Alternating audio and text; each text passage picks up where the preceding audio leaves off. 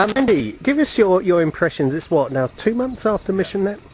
Give us your impressions of how it all went and what happens next.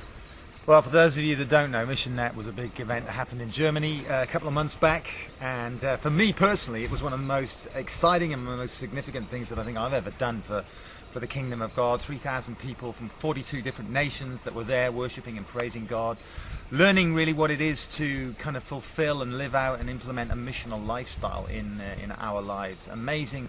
Just when I think back, all the different kind of formal and informal things that went on, in nations interacting with one another, a lot of people really meeting with God and hearing from God, getting the next steps heard very clearly into their lives at that event. A massive exhibition with 155 agencies, some great bands and speakers that just really challenged the socks off us, to be honest, me included.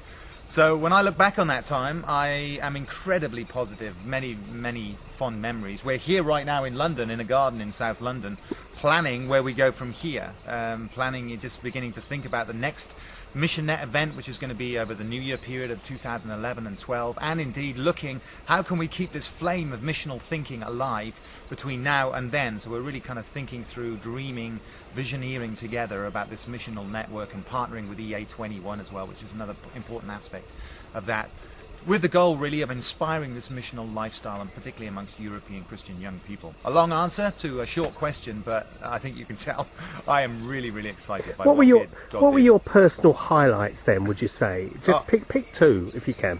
Well, one is I suppose just the overall macro kind of thing of seeing 3,000 people living together for a period of time, worshipping together, just seeing God move in what was a small microcosm of what Europe is today. Multicultural, many different ages.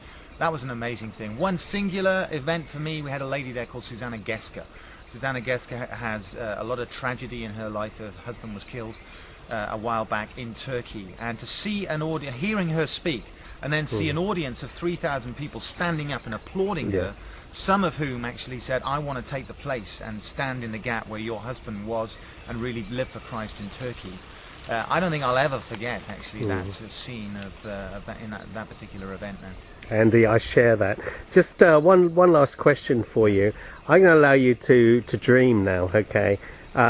Ultimately, 10 years' time, there's been 4 or 5 Mission-nets, and what would you love to see happening in Europe? I mean, you can dream as crazily as you like.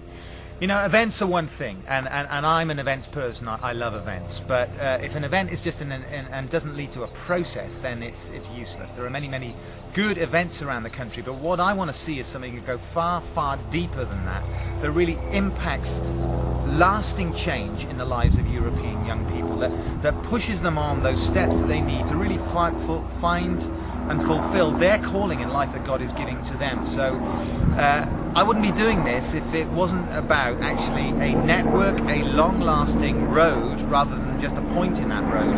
And I really want to hope and pray that in these 10 years from now, we will have in Europe many thousands of people that are living a missional lifestyle that wouldn't have been if it were not because of some of the events that have happened in Mission-net. So if you want me to dream how that would look like, I think it'll be people that are just living out for Christ where they are in their local communities, whether they be teachers, policemen, doctors, lawyers, rubbish men, whatever.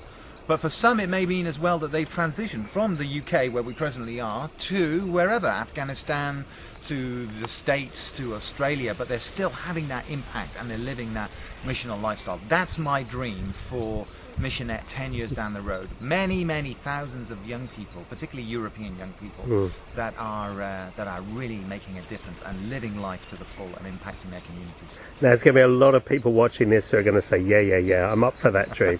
They can go to, we'll put up the website, mission-net.org, and over the next few weeks, months, you're going to be putting more stuff up there. Absolutely, and that's 2011, 2012, the next main event. Yep. But obviously keep in touch and keep watching that site until then. Andy, thanks very much indeed. Thank you. Good.